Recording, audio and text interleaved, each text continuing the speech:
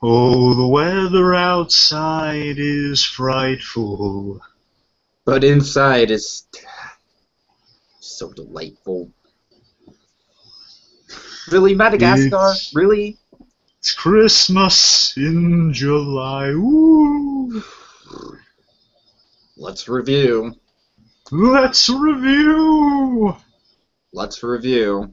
Bum. Bah humbug. Oh, God. Greetings, fellow armchair Imagineers. A very Scroogified Tiki here.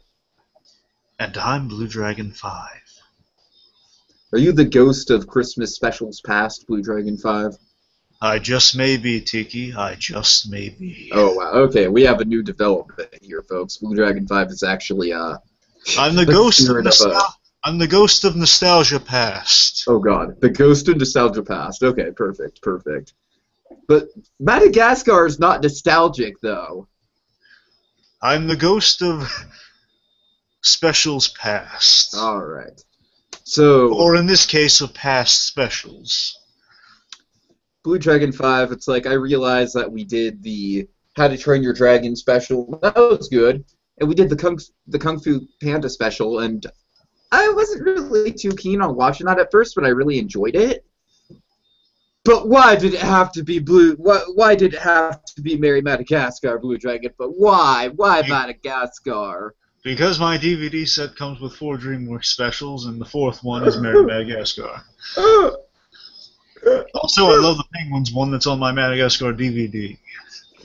I actually kind of preferred Merry Madagascar to the Penguins one. I don't know. But bah humbug, Blue Dragon 5, I'm just not really that interested in this franchise. And I'll tell you why. I actually have kind of a personal story attached to it. Did you know that the first movie came out the same day as Star Wars Episode 3? That sounds about right.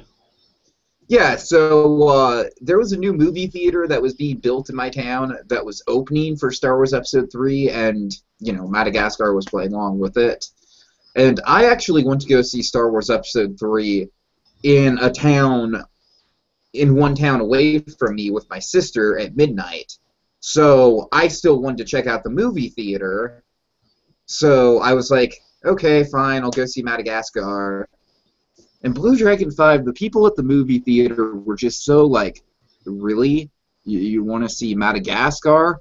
I don't know if it was like they thought I was too old to be seeing a kids movie, or they were just surprised that I wasn't seeing Star Wars, or what. But it was like, you know, it was just one of those things. And then I walked in, already kind of self-aware of like, oh god, I'm kind of going to a kids movie, and all that move it crap starts happening. And Blue Dragon 5, I am not a fan of the songs in this franchise. I am sorry. I am not a fan of these musical numbers, the move it's, and the Afro circus, and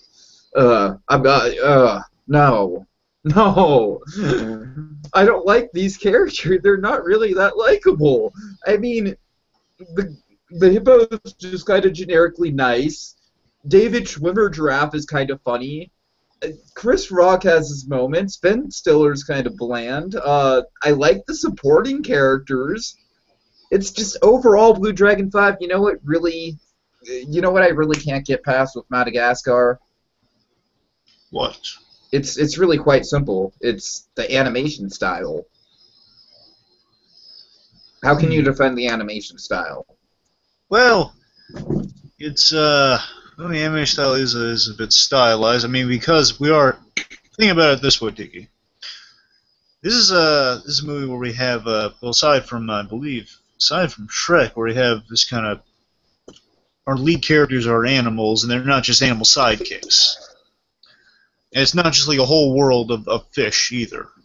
Yeah, I mean, Shrek had humans, and you know. Yes.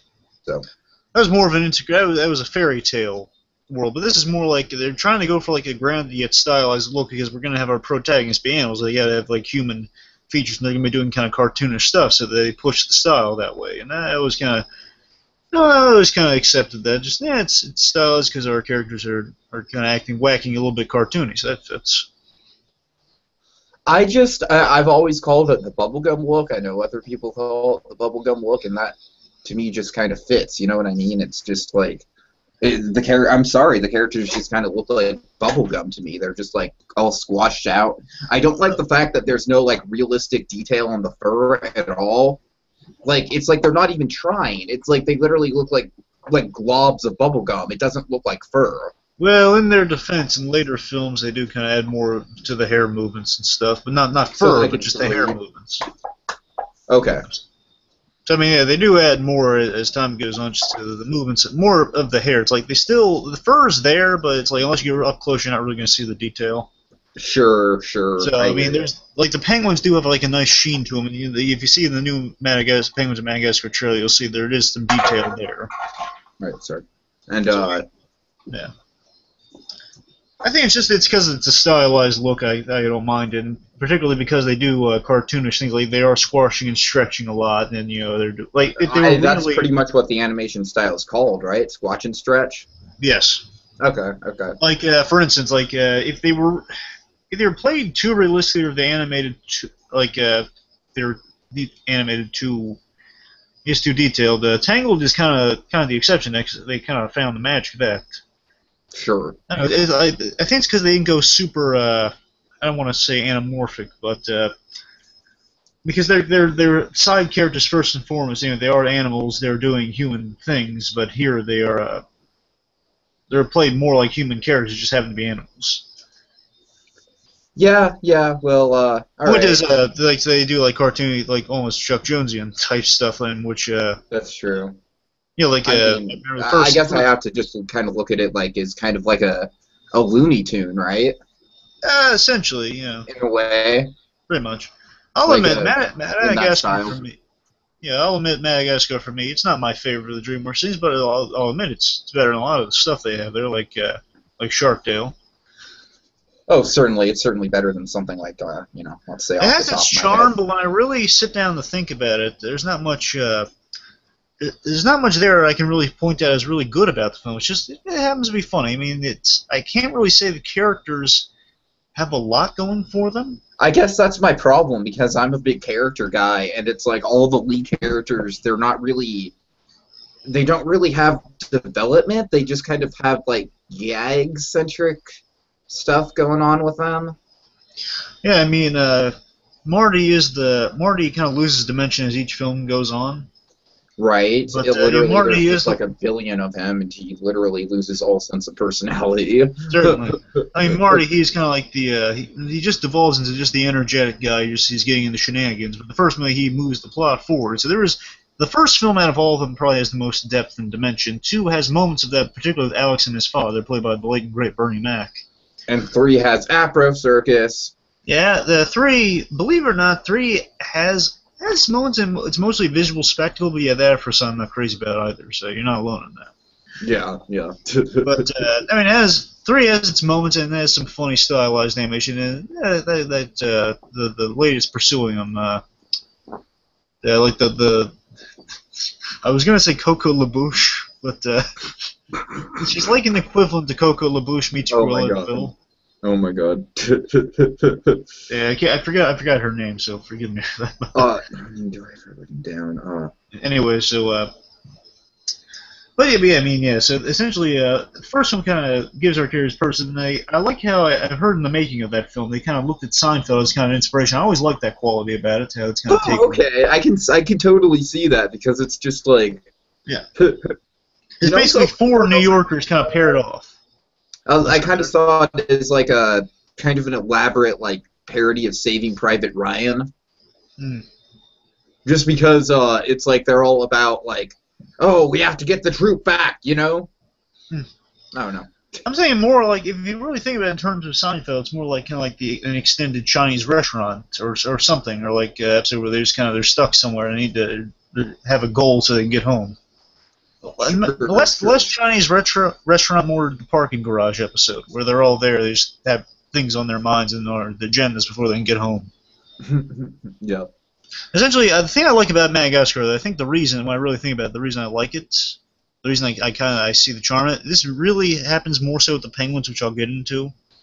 But I like the mundanity of it all. How they're when they're faced with the real life situations, or like they kind of have these real conversations at times. Particularly, I like how Ben Stiller's character Alex Line will kind of point out kind of logic holes and things. Yeah, I don't know. It's like for me, I just don't care for the Alex character. He's kind of one of my big problems with it. I guess maybe it's just because he's a little too logical and straight. It's like I guess he's supposed to be the straight man of the group, but Well, that's usually Ben Stiller's shtick, is that he's the guy who's saying, "This is crazy." right. Yeah, I get that, but I don't know. I guess I've just never cared much for Ben Stiller's shtick. Except for the few times he's broken his shtick, like Zoolander. I know. I think it's that these characters work well together, but when they're apart, there's not much there. Mm-hmm. It's kind of like from somewhat Fantastic Four syndrome. Fantastic Four, when they're written well, they are interesting characters on their own, but when they're they are just kind of useful in battle, at least useful only as a team. Well, I mean, they all have their individual stuff going on, Yeah, I'm just saying that's when they're written right, but like the convention would be like they're not really interesting alone. Sure. So you're saying they just have like really crappy subplots and stuff going on, and at times it can be like I mean more so like if you're a kid, okay, say you're a kid, like, and they're facing Galactus, okay.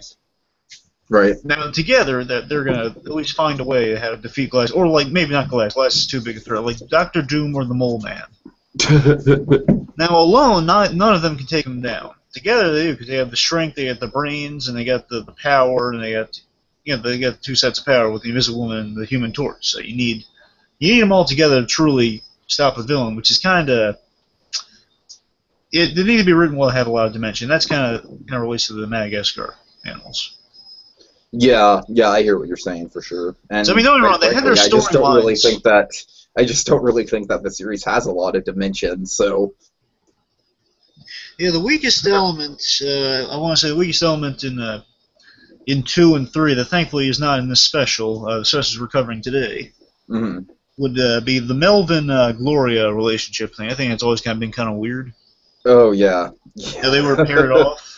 And that's their only shtick they have in the third movie, pretty much. That's my problem. Is that like you see what I mean? It's like all the characters. It's just like Melvin and Gloria. Melvin's awkward and Gloria's just nice, and and Marty's just the wacky one. They have no dimension. Blue Dragon 5. They have absolutely no dimension.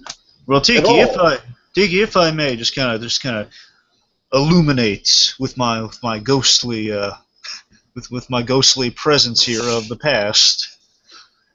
Well, I guess not. I don't even know what's past. But anyway, some ghostly illumination to kind of get you out of this Scroogish funk over Madagascar. What I like about Madagascar, I think these specials succeed in, these kind of capturing element I do like in Madagascar, is basically I like them played as New Yorkers, and that's their dimension, is that they are New Yorkers with their memories of Christmas, and particularly in this specials. But mainly I just like them play as New Yorkers in this.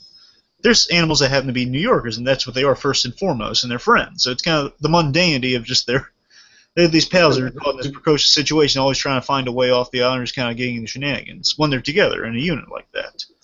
When you say it like that, I can totally catch the Seinfeld stuff for sure. Yeah, so that's the thing I like about it. And I don't know if it's entirely stemming from Seinfeld, because I heard that explained, never really crossed my mind until I heard about it, but I just like it. Like in the first movie, it captures that perfectly when they're looking for Marty in the city. Or when I hear you, definitely. When they first get to the island, they first get to the island and they're just like kind of lost on what to do. Or like, we gotta get home. How do you do that? Call for help! Help!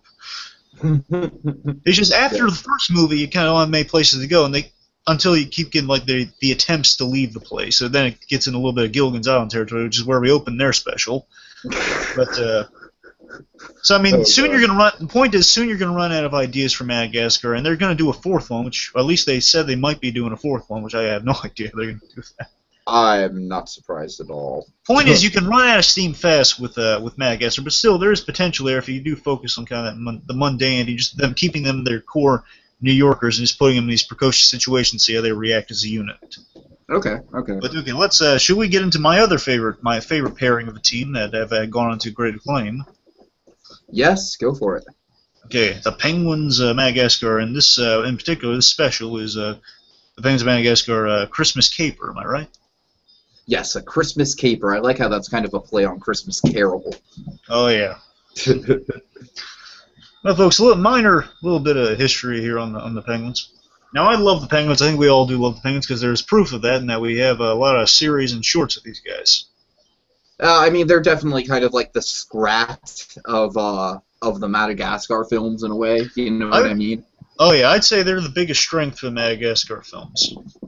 Like, Yeah, regardless of I would not argue with you. you. That and sometimes I occasionally really like the King Julian character, and other times he can get like really annoying. So I see your point there. Yeah. well, there's his songs, but I just like his development is like, you know, like a, I don't know, like an insane egomaniac Mr. Krabs type who just wants everything for himself and who makes a perfect Scrooge. What works with Julian, I think the reason he's not annoying at times is that he's coming from this place of ignorance, and that he thinks that this is natural order, thinks that he's a king, and no one stopped this madman from ruling over these silly lemur people. Basically, they're all going along because he's the one who just said, "Okay, I'm leader." And okay, I am the king now. I am king. It's like Tommy Wiseau, like, I am king now. I am directed. Let's do this. Come on, I am king now. Essentially, yeah, it is pretty much like that. He has a lot of personality, and they kind of follow him on that, despite how stupid he really is. Exactly. But that's where the appeal of Julian comes through. And so anyway, getting to the Penguins' history. So yeah, the Penguins are very popular. The best part of the films, in my opinion. And the result of that is, first of all, they got this little special, this 10-minute short that was on the Madagascar DVD. Oh, was it on the original DVD? Okay, nice. Yes, it was on the original DVD because I would hope they recognize that we got some great characters here, and they were big. They got all the laughs and screenings, I assume. Oh yes. And I should mention the voice of the Penguins real quick. Just go through the gamut. My favorite one, the Skipper, voiced by Tom McGrath, the director of the films and director of Megamind, by the way. Very funny guy. Mm-hmm. Again, I love how the whole conceit behind the Skipper is that he's like this guy who's stuck in the 50s. He's basically a penguin kind of model after like your classic, your 50s, your 50s suave guy saying, you know, men, let's wrap the tinsel, or that's right, doll face, and they literally give him a doll to do that to in the second movie. Mm-hmm. Point is, he's just basically a penguin style after like kind of the 50s Commando, which is pretty much that's behind his character inspiration, the 50s Commander. Right, right. And you have his second in command, Private. Private just being kind of the earnest, literally wide-eyed member of the group, has kind of these dead doll eyes, pretty much. Wonderfully naive and just silly, and he's voiced by Christopher Knight.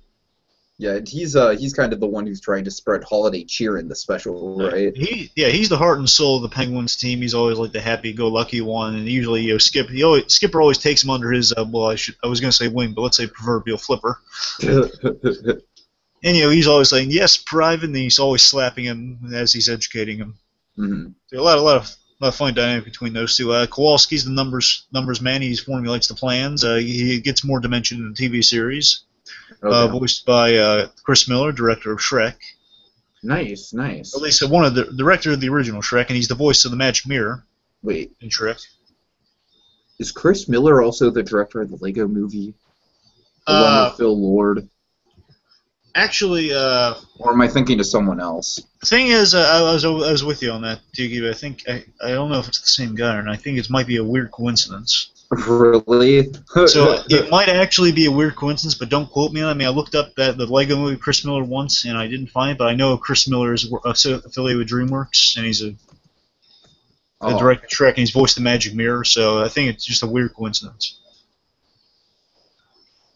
Okay, I could be entirely wrong, though. But I think it's Christopher Miller. Hmm. So it says Christopher Miller on IMDb. I don't know. And they also did the 22 Jump Street and 21 Jump Street. And that's the Lego Movie, Chris Miller. Yeah, and Glad You Have Chance of Meatballs. Yes. So two different Chris Millers? Yeah, I'm pretty sure it's a weird coincidence. Believe me or not. I seriously believe that. All right. Anyway, so... yes, Chris Miller, he's voicing Kowalski, really a funny numbers cruncher. A lot of comedy with Penguins we'll get into and just a moment. And then the last but not least, one of the really popular Penguins, the psychotic, knife-happy, always concealing various weapons and tools for any situation, Rico. Penguin with the scar on his face, always kind of speaking gibberish because he's just insane. But lovable. Insane but lovable, voiced by the wonderful John DiMaggio in his gibberish. Yeah, honestly, I had no idea it was John DiMaggio when I was watching it, so props to him. Oh yeah, and in the series he voices him too, and he gets a little more to do. And the point is, so after this special, the Penguins the popularity kept going up, and they decided to give him a TV show because, hey, let's take the best part of our Madagascar films, which again, I'm sure they look behind the scenes, they're looking at it really saying, you know, it'd be kind of boring just seeing what these guys are doing. We don't know what they're doing yet because the movie has to come out. So let's see what the Penguins are doing. How are we going to get the Penguins there? Let's put them in the zoo. Why? No one cares. Just put them there. So I think it just makes sense, though. You know what I mean? I think it's one of the more logical of the DreamWorks spin-off series, along with How to Train Your Dragons, because it's, you know, it's just silly cartoon. Like, that's where I think silly cartoon antics work, is 10-minute little shorts. I don't think they work for full movies. That's my problem with the Madagascar movies, I guess. Yeah, I'll give you the Penguins though. It's the Penguins. It's a good. If I sound harsh on the Penguin show at times, whenever I do a discussion on the DreamWorks shows, I want to point out it's not bad. The Penguins themselves, they're still the great part of that. But it's when they have more time, you know, it's like you're kind of illuminating the mystery at times. But more so, it's the main problem with the Penguin series that gets kind of repetitive, storytelling wise. Yeah. Let's put them in a wacky situation, see where it goes. It's like not a lot of thoughts put into it. Like the special has a lot of thought put into it. Plus, it has a great director. Definitely. Yeah, but the timing is everything with the Penguins, and luckily this director has that down perfectly. Oh yeah, 10 minutes. Oh yeah. That's what I like to see on Christmas in July. Here, where we're reviewing a Christmas special every night. Timeliness is key. Oh yeah. Oh yeah. So the point is, yeah, they have a TV show, and Jeff Bennett. At one point, Jeff Bennett does the voice of Kowalski, and he's fantastic. I kind of wish he was in the movies instead of Chris Miller, as great as Chris Miller is. Yeah, Jeff Bennett, really great guy. Jeff Bennett brings such comedy to Kowalski. He brings like such dimension. Like, you want to know more about this guy. He was always like, well, not exactly, Skipper. And like he gets more screen time in the TV series. And he has a lot of funny dialogue, and he has an affinity for dolphins.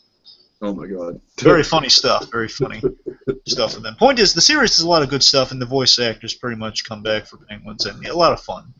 Julian's also in that series, and he gets a little grating in the series. If you ask me. I can see that. Again, that's just when you have to formula your popular characters into a series, and that's what you get. When they're just playing to what everyone likes about Madagascar in a series. Kind of like how Dan Castellaneta Genie got in the Aladdin series. Yeah, and basically it's just kind of like, okay, we get it. You're the genie. You're kind of jive talking and pop culture referencing and whatnot. All right. Anyways, so the Penguins have gotten more not more dimension, but they've gotten more screen time. Their popularity has still been good. They're fun characters. I love seeing them. Sure. And anyway, so we get a movie now. We're getting a movie of the Penguins now, coming up, I believe, next year. Yeah, I'm kind of lukewarm on that, because you know why I'm lukewarm on it? Because again, it's like I just said, I think the Penguins work better as sort of 10-minute shorts than they do as a whole movie. So it's like, it is a gamble. Essentially, it's Fonzie syndrome. See, Fonzie was the coolest part of Happy Days, and they kept giving him more screen time. Exactly. And at times, they always talked about maybe a Fonzie spinoff. The problem is, you have your awesome character. If you have your Batman for Justice League, never mind, that's a bad example. If you have Joey, I'm sorry, Joey, the Friends spinoff. Yeah, kind of, yeah, pretty much. I mean, except, of course, Joey is not nearly as awesome as the Fawns, but, you know, but it's kind of like in the same vein. It's kind of like the funny womanizer who always spouted one-liners. Point is, you need your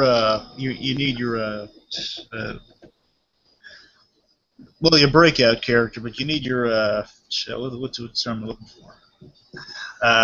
Darn, I don't know. I always wanted to see a Chandler show. And a Chandler prequel in his bachelor years, specifically, because I'm not interested to see what he... We know he's not good with the ladies, Tiki. Yeah, exactly. That's what I want to see. Oh, God. But anyways. So do you want to get into this recap of the Dragon Breath? Yeah, sure. But real quick, so anyway, so yeah, the Penguins are getting the movie. I'm looking forward to it because it looked promising. It looks like they have the comedic sense of timing with the Penguins, and some good stuff might might come from it. They got a really great voice cast. I know you love. I know a lot of people love. They got really good voices for it. Basically, the Penguins are running into this other team of commandos. They have a really cool villain who's an octopus. At least I think he's an octopus. It's John Malkovich. Oh no! So the bad guy's John Malkovich. God! It's Hitchhiker's Guide to the Galaxy all over again. I don't know. It sounds interesting, and I always like the Penguins. I think I'm just enjoy it regardless, just because the Penguins are in there and they're doing their shtick. And yeah, we'll see how it goes. Again, it could just be Fonzie syndrome. We don't know. Hey, I'm a penguin. What are you gonna do? I mean, some of your other casts would be. What if the Penguins literally jump over sharks in the movie? Well, they probably will. Anyway, so are you serious? Is that like a thing? Are they going to do that? Well, I mean, in the TV show, their arch enemy was a dolphin, so I'm saying shark wouldn't be a. Yeah, just bring in a shark and have them literally like jump over it. It's like, okay, gents. Well, I mean, think about it. The bad guy. TV show. Now we're in a movie, and there's only one thing to do. We need to jump the shark. I mean, literally, their bad guy in this movie is an octopus. So if I'm remembering that correctly, their bad guy is an octopus. So I mean, octopus, water, sea, shark, and some other voices. Just randomly nuke the fridge. Maybe. Just very randomly, just like out of nowhere, like, oh no, there's a nuclear explosion. We need to hide somewhere. Quick, a fridge. It would actually kind of make more sense because they're penguins. True. But yeah, also some other voice actors that people are excited for. Benjamin Cumberbatch is going to be in it. Ooh, Peter Stormare, I'm excited for that one. He's a good actor. And I believe I'm trying to think of the leader. Who is the leader of the other? They team up with like an Arctic themed team. I'm trying to think of who that last one was. I love the Cold War between the North and South Pole in Madagascar. By the way, we'll get into that. That is fantastic. His name escapes me at the moment, but he was a big name. But maybe later. Okay, so let's get into the special hand. Point is, the Penguins are fun aspect. Just this elite team of commanders happen to be Penguins, and they really feed into what I love most about Madagascar when it works. The mundanity. Basically, these little penguins are like this elite, super competent elite team of commanders, but they're penguins, so they're still a little silly, but they're getting results, and it's just playing in the real world. I just love that aspect. Again, favorite aspect of Madagascar put with the Penguins. Anyway, moving on to the special. Yeah. Okay, so. Okay, let me just look here. Oh, here we go. So this is directed by Gary Trousdale. Everyone, huge animation. Oh, really? Yes. Huh. Again, I told you I had a really good director behind it. Yeah. He had the sense of money down for these guys. So Gary Trousdale, director of Beauty and the Beast, Hunchback of Notre Dame. Yeah, big name there. Oh yeah, and boy, it shows in this. Again, 10 minutes of awesomeness, if you ask me. So the gangs, the respectable gangs at the zoo, they're partying. As we see the penguins, they're using a little periscope inside the snowman to peer around, see what's up. And they're seeing like. By the way, I really love the little. It's like less than a minute long, but it's a cool little 2D intro. Oh yeah. It's really, you know what I'm talking about. Little Christmas caper fuse. It's a nod to Mission Impossible. It kind of reminded me of like the Pink Panther or something like that. Well, actually, I think it's a nod to Mission Impossible. Oh, okay, I see it. Sure, because the little fuse. Right. Okay, right on. Which makes sense for the Penguins. And essentially, if they kind of play the Penguins movie like Mission Impossible, it might actually be pretty cool. Oh God. Anyway, so you see like the respective groupings of animals, partying up for the holidays, and we see like the monkeys are going nuts over eggnog, a lot of eggnog. Nog, eggnog. By the way, did you see the thumbnail I put up for the Fairly Odd Parents video? Yes, I did. Is that not just perfect? Mine. But we also see. Our Madagascar gang, Marty, Alex, Gloria, and Melman. So I'm assuming this is a prequel to the original film? Okay, just make sure. This is at least Christmas before the first movie as far as we're concerned. Okay, so basically don't they reference this in Merry Madagascar then, technically? Like, aren't they thinking like, oh, I remember the last Christmas back at New York? For all we know, they could have.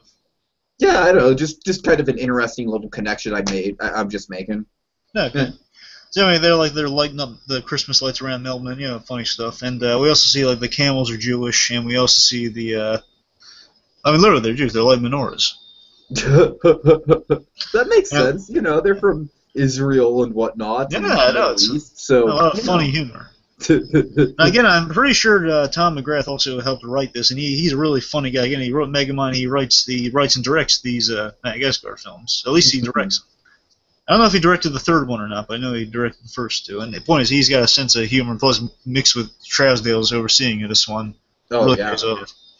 So anyway, so then we see, we also, in between this, we cut to a lonely polar bear named Ted. Then we see like the elephants, there. He has a very distinct voice. Oh yes, he does. We'll and we see the elephants. They're partying it up too. And anyway, so then we cut back. We see Ted the polar bear's all alone, and we see Private was the guy who's scoping things out per the skipper's instructions, and he's seeing. So everything's fine, Skipper, but Ted the polar bear looks so sad. Okay, you know what, Blue Dragon 5? This is like, it's basically like word for word a really quick version of the Happy Days Christmas special. Huh. Think about it. It's just like, it's played really quickly because it's like, except, of course they get into all the hijinks in the middle that don't, but just at least the setup is very much like, oh, look at, and technically, the Mork and Mindy special was kind of like that too in a weird way. I mean, Mork was being sympathetic for the wrong reasons, but, it was still about like, oh, this person's lonely on the holidays. Oh, I better let them in. So, yeah, little Christmas trope there. Anyways, go on. All right, a little piece of the formula there. Yes. I think someone's getting into the Madagascar spirit. I don't know. All right, we'll see if that goes anywhere. Okay, so anyway, so the Private wants to invite. At least he's thinking about it. I don't think he's directly said it. No, he actually does say it. He's basically kind of hinting at, he looks so lonely. Can we invite him? And then like the skipper says, Kowalski, can we invite another member? Says, no go, Skipper. There are only 4 gifts, not 5. As he uses the little abacus to find out. Oh yeah, that's great.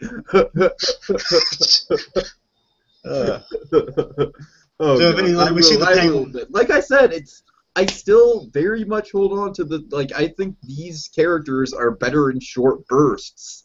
So I don't know, but we'll see. Going on. Anyway, so the Penguins, they're going through their holiday operations, which cracked me up. I love it just when they name everything Operation This. So basically, their operations include I love how it runs like a well-oiled machine with the Penguins. You're basically saying, like, cue the music. Ice sculpture. Rico's chipping away at the ice sculpture.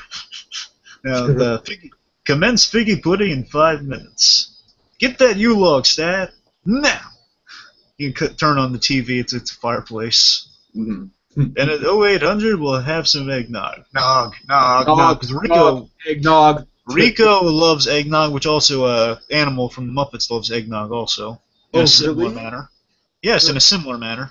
And is that, where is that? Is that Muppets Christmas Carol? Or is it another Muppet special? It's the other one. It's the TV one. It's called the Muppets, it's just called Very Muppets Christmas. We need to review that. Well, I guess we could. Yeah, sure. But because it's technically TV, so yeah, it was a TV. It was a TV movie, so I guess that counts. Okay, we'll do that. Yeah. Anyway, sorry, folks, we're creating. Anyway, so point is, again, I mentioned Pearl wants to do something for Ted. Skipper essentially says no, saying we should be together for the holidays, but he's alone. That's not our problem. Again, the Skipper, he's not being.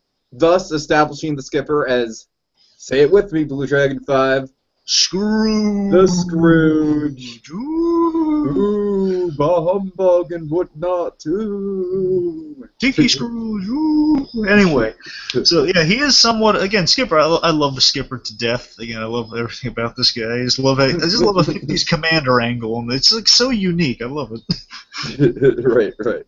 And he takes things so seriously. He's like a guy you'd see out of like old school, like, I don't know, like an old school space cereal or something like that. Yeah. He's kind of like a more likable Zap Brannigan, if you will. Oh God! But he's basically modeled after your classic '50s commander who's always full of himself, doesn't really think everything through, but he's just kind of saying, action. Right. They do play that in TV series, but anyway, so yeah, the skipper has always been an affair. He's not intentionally being mean. He's just a lot of times you'll see the skipper just really doesn't think things through, and he'll just kind of he'll say these wondrous things, but he really doesn't give. If anything, I think he overthinks things. I think that's really his character. You know what I mean? But also he'll be like just make up all these like elaborate schemes that basically just don't even mean anything. True. He will come up with these elaborate schemes, but also he'll be kind of like he'll shrug the obvious off. Right, exactly. That's kind of it's he's saying like essentially saying we should be with our no one should be alone on Christmas. That's right, Private. So it shouldn't be our problem. And he's like that through the film, so it's like it's not intentionally malice. It's just he's ignorance. Oh yeah. But it's cool ignorance. This guy's so cool. I like this man. Anyway. So anyway, Private's still kind of thinking it over after Skipper shoots him down. Yeah. And essentially, Private, again, kind of an Aardman matter, if you will. He quickly goes over to his man. It has a kind of odd Aardman type timing, doesn't it? Aardman, you mean the Wallace and Gromit guys? Yeah, Aardman animation, yeah. Kind of the timing on their animation. I always kind of find the Penguins sometimes they have the Aardman style of timing on them. I kind of see where you're coming from. Yeah, especially with Private. Just a little bit like Private, like who quickly makes the motion to get the piggy bank. He gets the coin out of there, and he's on his way. Yeah, I do see where you're coming from there. I can see in films like Run and whatnot, for sure. I always love the animation on the Penguins. Okay. I just love how just if you look at the movements of Private, he's kind of like a little bit lumbering because he's got some weight on him, but he's just still moving agilely because he's so small. Mm-hmm. That's always like a neat little touch. I've always enjoyed the Penguins and the belly slides and whatnot. Anyway, so Private goes shopping for Ted. Meanwhile, we see our Penguins are sitting down for the Christmas dinner as time's passed, and you get crazy Rico with the plastic knife doing like the classic kind of thing where you're trying to aim for your finger but you're missing. It's only a flipper though. He's still right. Because Rico's psychotic, and that's the gag, and also again I love it's almost the Aardman style time, but again just the timing really works with the Penguins. It's not just brief. It's just not having a brief time spent. Sorry, it's not just being brief, T. It's more about like having the gags like cut to that. It's like so well. It's well crafted. I understand what you're talking about, but it's kind of the same issue I'd have if like, how would you do a full Family Guy movie with the cutaway gags and everything? Like I don't know. I just have this thing with movies where it's like. You really have to tie... Okay, like, look at something like the Lego Movie. The Lego Movie ties every one of its gags together, like, so brilliantly. You know what I mean? You can agree with me, right? Yes. Every one of those gags in that movie, like, I mean, just the way some of the stuff gets foreshadowed at the end, just everything in that movie, And with me, it's like, the Penguins, they kind of represent more, like... the individual bits will be funny, but I am skeptical about the ability to, like, tie everything together as grand as something like the Lego Movie did. I'll give him a fighting chance. I'll give him a shot at it. I think they can do it. Yeah, I'm not saying I'm just gonna not go in, but I'm saying I've definitely got my skepticism. I mean, I must say I definitely am more optimistic about the Penguins movie than I am Madagascar 4. So I'll get that. Mind you, that one's not officially confirmed. I want to make that clear. That one's not officially confirmed. They are toying with the notion. Okay. But then again, Katzenberg's always wanted to put some extra dollar signs in his pocket, so. I'm honestly surprised Shark Tale 2 hasn't happened yet. I'm honestly surprised. Don't ever say that again, Tiki.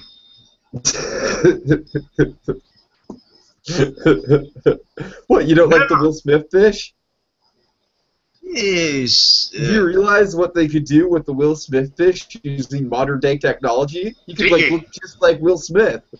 Tiki, Conversation over. It'd be like motion capture Will Smith as a fish. Anyway, back to the penguin. You could have So, Andy Serkis play an octopus. Okay, anyways, I'm sorry. Anyway, so the private's missing. They find basically a skipper saying, wait, something's wrong here. We're missing someone. Like, Kowalski, do a head count. Says, we're missing someone, as he quickly used the abacus, saying, only 3 heads. And I love, again, the timing. In terms of timing, he says, private's missing, and he turns to a milk carton that has his picture already on it. By the way, I love how the eggnog carton is just called Old Time Nog. Oh yeah, and you also see like they're chugging it down Rico's throat with the eggnog. So earlier on, that's why. Chug. Nog. Anyway, so these people really love their eggnog. Did they drink eggnog in all of the Mork and Mindy special? You remember? I don't think so. I don't think so. Yeah. I'm sure they would have had a gag because again, organs are from eggs, so they probably would have. Right. Anyway, so also. The Penguins, again, the skipper is so great. Again, the kind of the 50s, your 50s commander, but also the working kind of like the PG curse words, like Hoover, damn, or like shiitake mushrooms. Shiitake mushroom. Whenever I hear that, I just think of Spy Kids. No, I don't think. I think frickin' Austin Powers. Show some respect. Oh, right. I mean, Austin Powers did it first, and they did it best. I know, and that's what I'm saying. I'm thinking of the bad version. That was the last version I heard when it was bad. Excuse me, did he just say shit?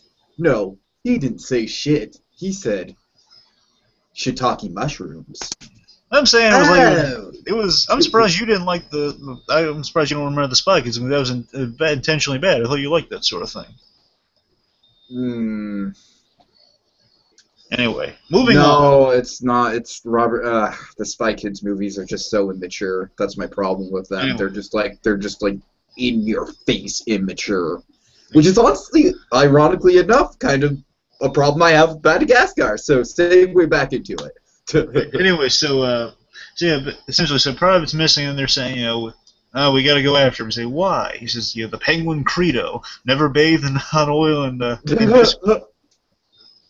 No, the other credo. And Rico says that. He says, no, that's for walruses. Never swim alone. That's the Penguin credo. Do I have to explain everything to you? Anyway, I would just ask, who would possibly even think to bathe themselves in Bisquick and hot oil? Is that a thing? Is that like a gag in the show? Or is it just random for this? It's just a gag of reckless behavior you don't want to engage in as a penguin. Okay, fair enough. Anyway, so we see so probably he happens upon oh, that's a nice gift. I'm sure Ted would like that. He sees this little tiny humble Christmas tree. It's nice. And then our villain comes in peace. Our villain Nana from she's in all the I'm not sure if I don't think she's not in the third one, but she's our villain in the first 2 Madagascar films, Nana. Okay. So she Nana definitely has kind of a Natasha from Rocking Bullwinkle vibe to her voice. She does. She does. She hates Alex the lion. Bad kitty. Oh God. I gotta be honest with you, I kind of wish bad things on this woman. But I enjoyed her as a character. I'm saying she's the one you love to hate, but she's such a jerk. You want her to get comeuppance, but she never gets it. This is kind of skipping ahead, but what my favorite moment with her is? When she just goes to watch sports and she's got the big finger and she's just waving it. All right, but anyways. That lady's a jerk, though. Anyway, so Nana's shopping along with Private, and Private's kind of crisis mode because he's got to hide from the scary lady. I love how our penguins, they're happening on the situation now, but before then they have a little gag where it says, blend, as they're following nuns. Oh, yeah. A lot of visual gags at the penguins always work, in my opinion. Rico wants to kaboom, as he pulls out the dynamite and he's about to light it, and he says, no, stealth. I always love a pyromaniac. For some reason, that kind of character just always gets to my heart. Well, that's Rico for you. He's always pretty much he's a maniac. He's wanting for excessive measures. The pyromaniac kid in Super 8 almost single-handedly made me like that movie. Okay, so anyways, go on. Anyway, so we see Nana. She buys Private, which is not good, to quote The Dark Knight. Sorry, it's a silly reference, but we'll maybe elaborate that on a future video. Boom, boom. Anyway, so we see Nana. She's a big old jerk. Because as the penguins track her down, we see how she's in front of her build. She's going into the building. And first of all, she doesn't tip the. She doesn't. I don't even think she tips the cab driver. She says, "Here's a tip for you. Drop dead." Then. Oh God! Oh wow! Pleasant woman. Then she walks to the door. The doorman holds the door open for her. I guess technically we have another Scrooge. Well, no, she doesn't change. Ah, true. That's why I love to label her Scrooge. Unfortunately, he has to go to Skipper. Okay. But again, it's more ignorant, so he's not a full-on Scrooge. But I think the thing with Scrooge is he is about ignorance. It's like it's a very blunt kind of ignorance, but I think ignorance has always kind of been the Scrooge character. Well, Scrooge is festered, though. Yeah. Anyway, so also I feel so bad for the doorman. I like how he kind of gets rewarded for his faith. The doorman is kind of waiting for a tip as he holds the door, just wishing for like a Merry Christmas. Then she basically punches him. Of course, that's so mean. She really punches that guy. He just wishes her a happy holiday. Happy holiday. Then the penguins, they're still going the stealthy approach. I think Riku wants to go kaboom again. But essentially, then they take the stealth approach, and they're in a snowman. Which delights me. You want to build a snowman? Anyway, so they're I'm going to do that every time a snowman shows up, just so you know. Yeah. So I did like the visual gag of this, though. I like how it's like they're like so nonchalant about it. They just like oh, a snowman. You know, it's like that looks totally normal. Yeah, I think it's more so it's like again, it's a logical logic. You know, it's like they think like, oh, well, hey, snowman. You know, like it's a man from snow. It's a man. We can totally do it. Oh yeah, and then I love the gag. Just the doorman kind of lets him in the building. He says, "Thank you, Merry Christmas." As he gives him a tip. Gives him cash. Goes in the building. And then again, Nana, a very unpleasant woman. She's closing. She's not even making an effort to hold the door for that snowman as he's trying to barrel in there. So hold that elevator.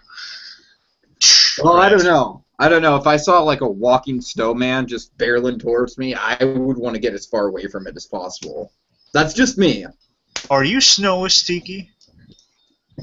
No, I am inanimate objects coming alive-ist. Well, okay. I think I've seen a side of ugly Tiki here today, folks. I'm kidding. Well, Tiki's not prejudiced, people. I mean, he's had inanimate objects on the channel before. Remember our commentary with the? Yeah. But those weren't moving. Well, I mean, the vacuum cleaner. Well, then again, you had ugly parts from the vacuum cleaner off camera. If the rug and the vacuum cleaner and the light just suddenly started moving on their own, I would literally just be like, kill it with fire! I'd probably whip out a lighter and just literally burn the rug. I mean, Yoda just I'm not kidding you. I have a I have a really big phobia about like poltergeist type shit like that. Okay, anyway, so the penguins, they improvise a way to get upstairs. They see like a mail slot, and they say, "What goes up what goes down must go up." And they use it's a neat little thing. Again, I love this. I love the way the penguins kind of works in terms of their logic. You know, they're really inventive in ways they get from place to place. Yeah. And I love that sort of stuff. And they're penguins that are basically spies and commandos. It's really awesome. Mm-hmm. So they rig like a vacuum cleaner to suck them up and go upstairs to the top floor. And let's see, so it's called Operation Special Delivery. A lot of great action. Them jumping in there and going upstairs. And then Private, he has the bow put on his head. A lot of the thread is there, and then he's putting a stocking for Mr. Chew.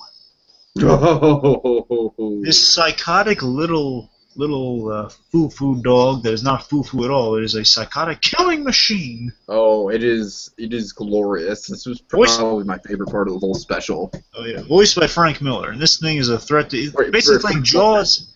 This thing's like a land-walking miniaturized. Yeah, Frank Welker. I thought you saw Frank Miller. No, Frank Welker. I'm sorry. Sorry. That'd be much scarier.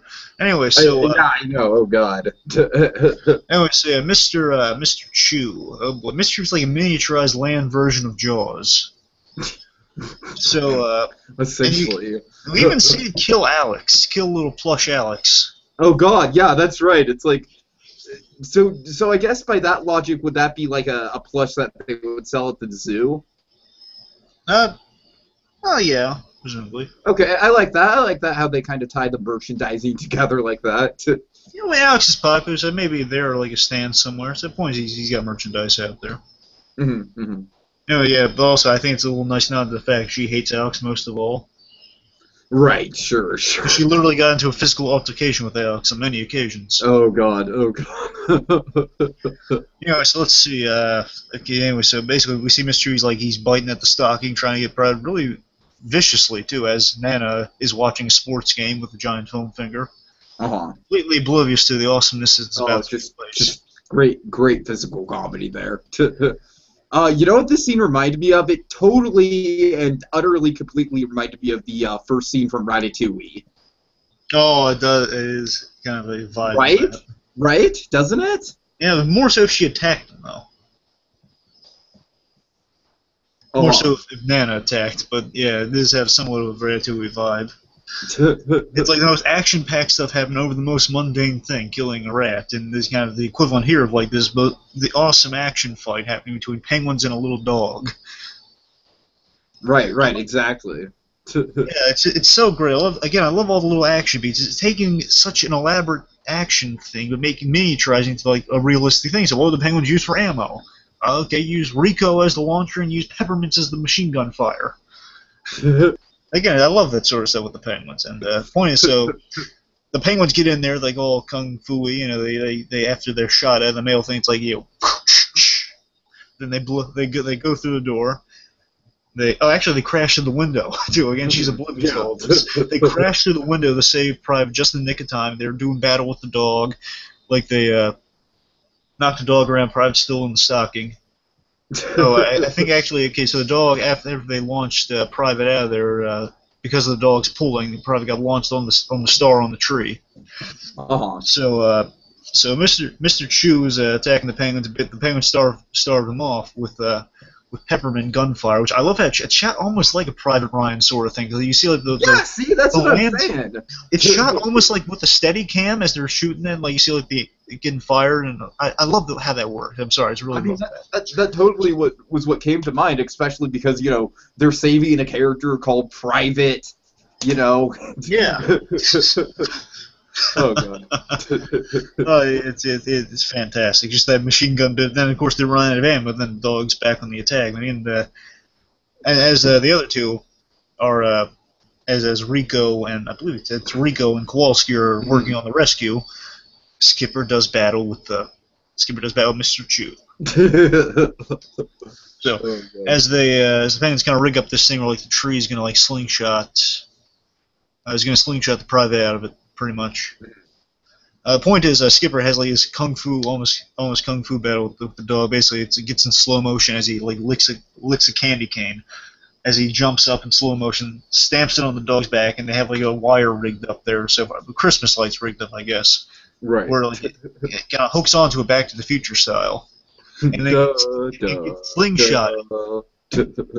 Oh, actually, I should mention something really fun that happened. During the chase, Private got launched out of there, I guess, after the tree. He launched into the kitchen with a giant turkey on his head, and he was running around as the dog was chasing him. Then they dispatched with the dog. But more importantly, something was really brilliantly done. Again, I'm sure this is a Trousdale touch, I believe. I could be wrong. At least the timing was perfect on this, how it parallels the action with the sports game going on. You hear the sports team going saying it's in the whole basically he goes for the pass or whatnot. Yeah, I really like kind of humor like that. It definitely worked. It was probably one of the best scenes in the special. It's really cool. It's so action charged. It was such a mundane thing, but still the stakes were high. This dog is a killing machine. Oh yeah, and these penguins are small, so Yeah. It's a to quote Bug's Life, it's an epic of miniature proportions. Oh yes, oh yes. So anyway, so basically the dog gets slingshot into the stocking, and he basically says, "And it's out of here, and we win." On sports side, then they're leaving there, and like Rico has a giant anvil over Nana's head, and then they quote the line from the first movie where Skipper says, "Hey, Rico, she didn't see anything." Then they're on their way up, but then just to kind of set Rico's like, "Ah." Then just to kind of give Rico sun for the holidays, he says, "Kaboom, kaboom, time to make an exit. Kaboom, kaboom. Yes, Rico, kaboom." Big old explosion, doors and pieces and shambles. They remind me of the spaceman from Lego Movie, Spaceship. Yeah. Or even Guido from Cars. Pit Stop. I love those characters, man. The characters who only have like one thing to do, but they excel at it. I can build a spaceship. I can build a spaceship. I can build a spaceship. I can build a spaceship. Wait, no one's gonna stop me? Go ahead. Whatever your name is. Okay. Anyways, so. It's basically, they made a rescue. It's a really nice wide shot of them walking alone in the snow to the zoo. Really well crafted. Yeah, it is. Again, just showing, I think, kind of visually comes and what I love about this stuff. It's like these little penguins in this huge world doing all this stuff. Sure. Anyway, so basically they're walking back and saying, "Oh, I feel bad. I still feel bad that Ted's alone. He doesn't have a gift or anything." Then, so then basically, he gets hit with the Skipper gets hit with the penguin credo. He says, "Private, remember the penguin credo." What's it getting dipped in Bisquick and hot oil have to do anything? No, the penguin credo never. Don't swim alone. How many times did I tell you people that? Why is this a thing among the penguin community? I don't know. It's so random and funny. I don't love understand. Apparently why do they have to clarify that?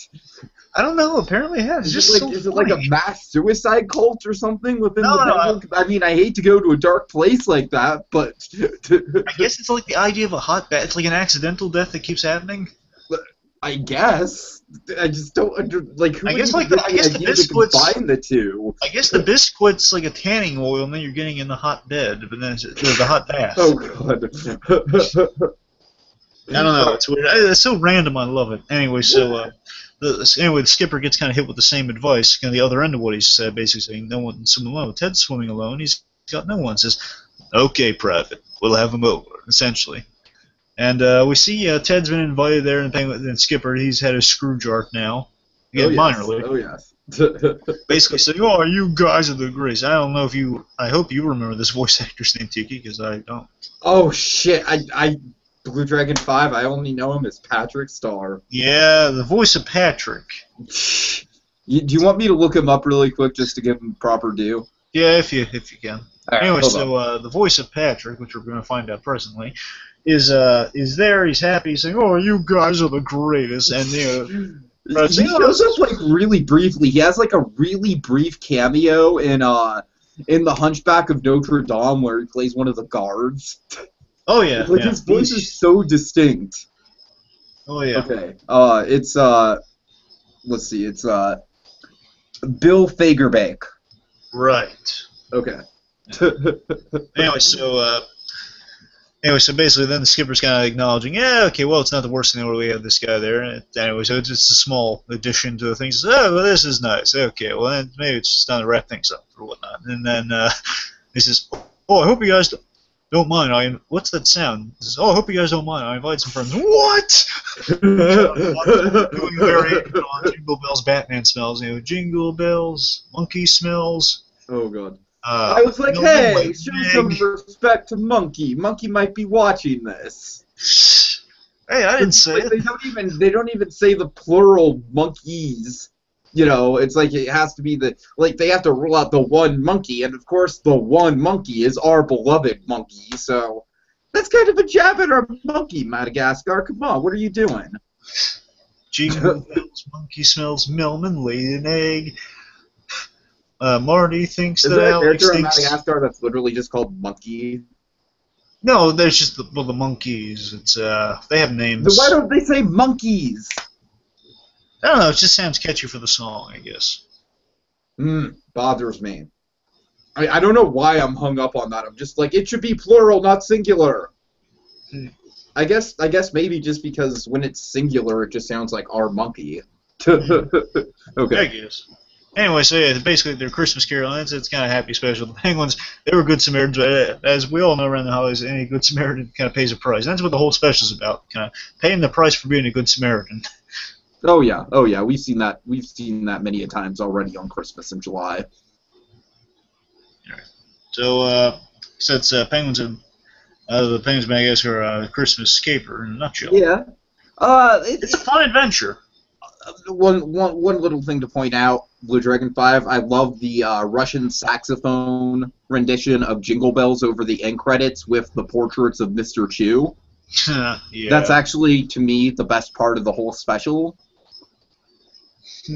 And I hate to be a Scrooge, but that kind of sums up my feelings of the special. I was just like, meh, that exists. To tell you the truth, I'm actually much warmer about the Merry Madagascar, so we'll get into that. That's interesting, because you were not looking forward to that one at all.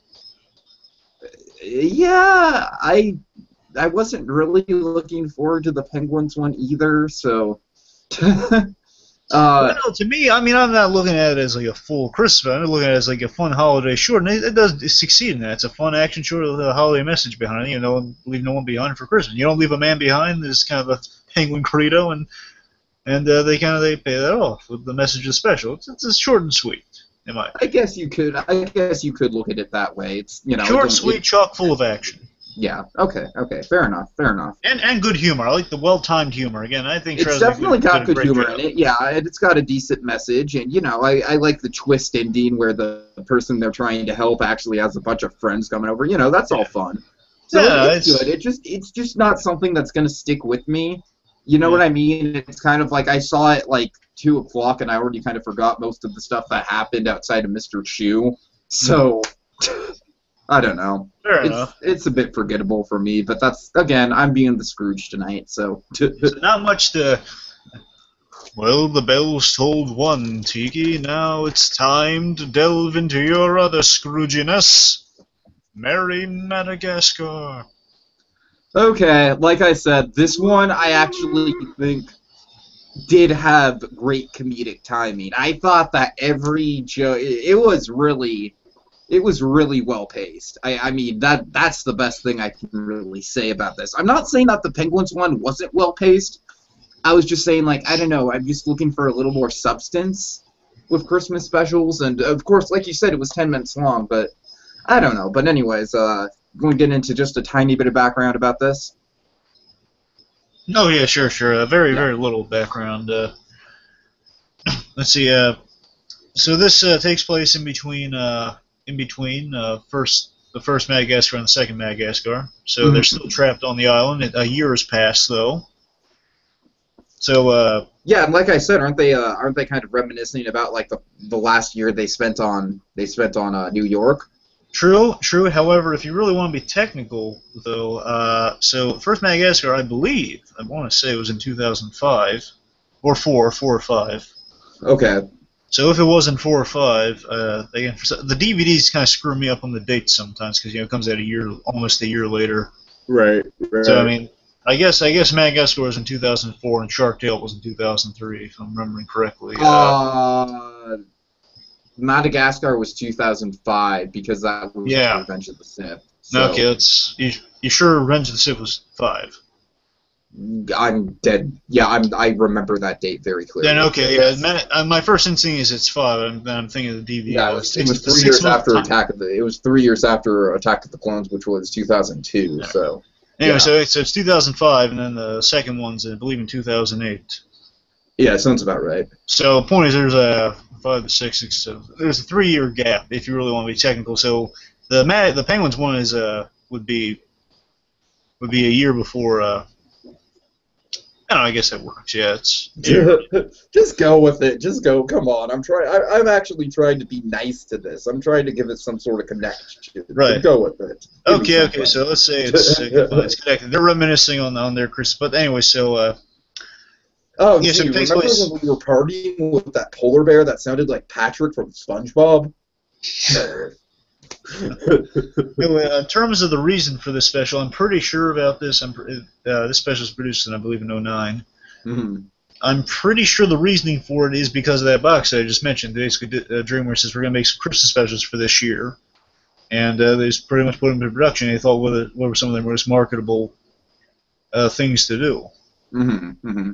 And they thought of Madagascar. They thought apparently they were thinking Madagascar had a trained dragon. Shrek, because Shrek was their big money maker. Shrek, yeah, Shrek's obvious, of course. I don't really like Shrek. But, and Kung Fu Panda, so they just took their biggest sellers at the time. Kung Fu Panda, you and me need to do some sort of review on Kung Fu Panda too when I finally get around to seeing it. Oh yeah, I'm really excited about it after seeing the Christmas special. Oh yeah. So. I mean, it's far better than the Christmas special, as good as the Christmas special is. What? I mean, it's far better than the Christmas special, as good as the Christmas special is. Well, that's what I'm saying. I mean, I enjoyed the Christmas special so much, and I imagine that's going to be just so much better. And I don't know. I really got into it. Believe me, Blue Dragon 5, the Kung Fu Panda one was probably the one that surprised me the most, because I was just going in like, in fact, you remember that night, I almost didn't even want to do it because I came on late. Yeah. And and so, you know, I was just, to be honest with you, I was kind of trying to get out of it because I was just like, Kung Fu, I don't know. But you're just like, no, just watch it. I'll wait, I'll wait for 20 minutes, just watch it. And I'm like, okay. And I must admit, it was very much a very pleasant surprise. But anyways, back to Madagascar. Yes, so, yeah, that's pretty much just the reasoning for it. And that aired on NBC most memorably, but oh yeah. Not much else to tell. I think we can pretty much just go on with it. Then, would you like to just kind of provide an outline? I'll fill you in the details, or what? Yeah, I've got some notes. Like I said, I wasn't able to do a proper rewatch. I usually like to watch these Christmas specials at least twice right before we go on air. Today I was only able to watch it like around noon, so I'm a little bit spotty, but I'll do my best, and you can fill in the details. So, all right. So the first scene is basically Alex kind of giving a little bit of exposition about what went on in the first film. It's like, oh, we're from New York, and now we're stuck in Madagascar, but gosh darn it, we need to get home. They're having a goodbye party, and it's It's a goodbye party around the holidays, and it's real funny that Mort's there and they call back the gag from the first movie about the seawater being kind of the beverage of choice that you can't swallow, you have to spit out. And Mort's the only one who showed up and he's drunk, and Mort voiced by Andy Richter, by the way. Oh, really? Okay. And nice, he's always voiced by him too, by the way. Even in the TV series, he comes back to do that. So Melvin's all sad, and they're going off on a hot air balloon. It's very much reminiscent of Gilligan's Island, wouldn't you say? Oh yeah, very much calls to mind Gilligan's Island. This whole opening. I like that notion though. It makes sense. So 4 New Yorkers put on basically facing the Gilligan's Island situation. Oh god. So as they're going up on the hot air balloon, they're all listing off what they want for Christmas, and let's see, I think Gloria's like, candied yams. No, that's Marty wants the special yams. Marty wants the yams. Gloria wants her hippo chlorine. Chlorine. Right. And a hippo pool. Mainly chlorine. Mm-hmm. And Melvin, all he wants is an appointment with his chiropractor. Dr. Monish. Yeah. That's a great name. And all Alex wants is just to see snow fall in his great city, which is an endearing Christmas voice. He just wants to see it snow on the city. It is. Yeah, that's a very nice thought, for sure. I like Alex. One of the things I do like about Alex, you're turning me around a little bit, is I do like how he's definitely a New Yorker at heart. So it's interesting that they did very much work that into his character. And if you really want to look at 2, I mean, 2 is like Alex missed out on his whole African life. He was brought up in New York, and that's where he fell in love with that lifestyle, and that's really, it means a lot to him.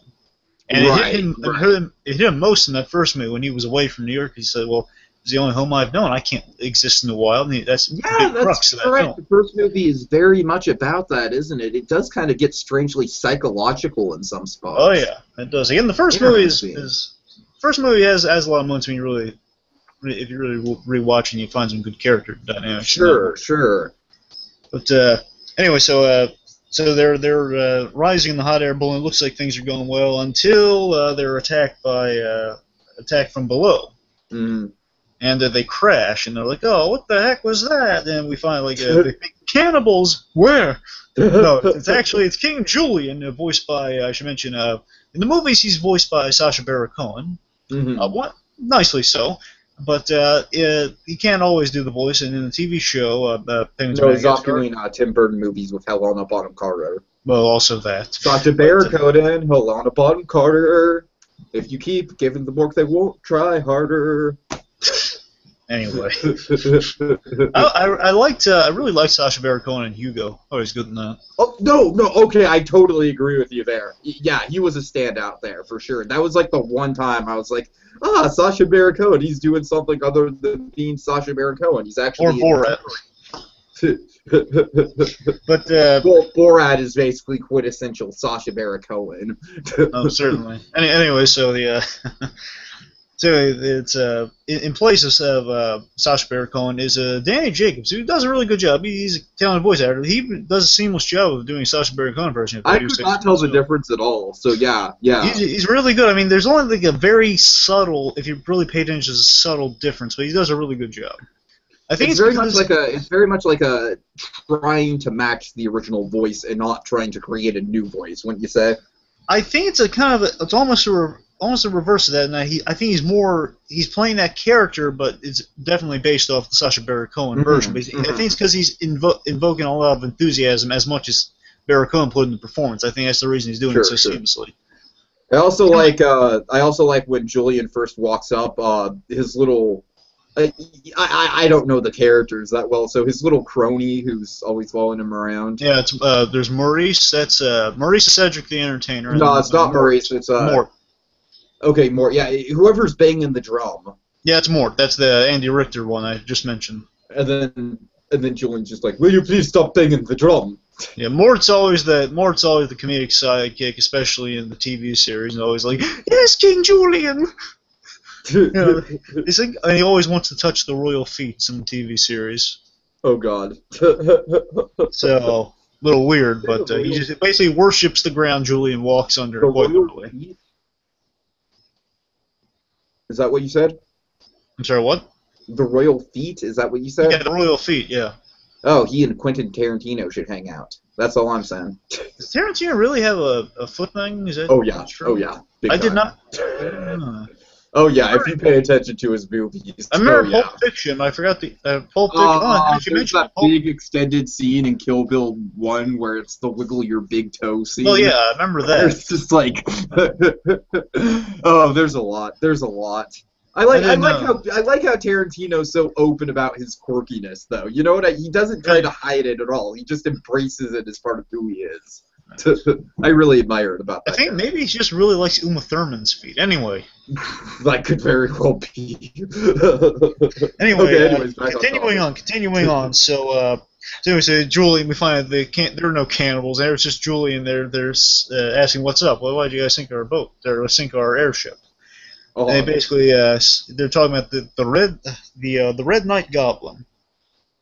So the Red Knight Goblin is this red force that comes down as they're talking about him. He shows up behind them. It's a really well-framed shot, if you ask me. I was actually really kind of in suspense, like, is it going to be an evil Santa, or is it going to be the real, like, nice Santa? Because when I heard, like, evil Santa, of course, the first thing that came to my mind was Robot Santa from Futurama, which I'll be reviewing very soon, by the way. But I gotta say, I love the reveal of this scene, like how they build the reveal of it's like you see this red force coming in, like it's throwing rocks, and why would Santa be throwing rocks? It's cool. That's a brilliant idea. Yeah, that is a really good idea. You're right, totally. A little reckless on Santa's part, but a good idea.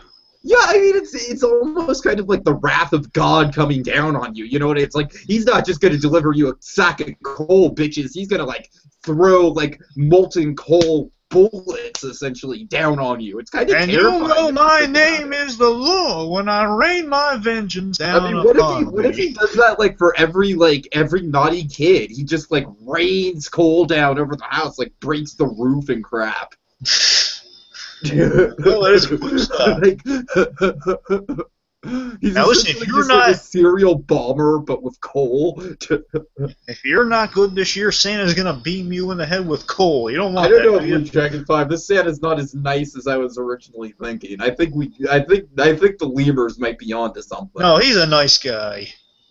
He Anyway. fires coal on a bunch of innocent animals. Well, he gets his comeuppance.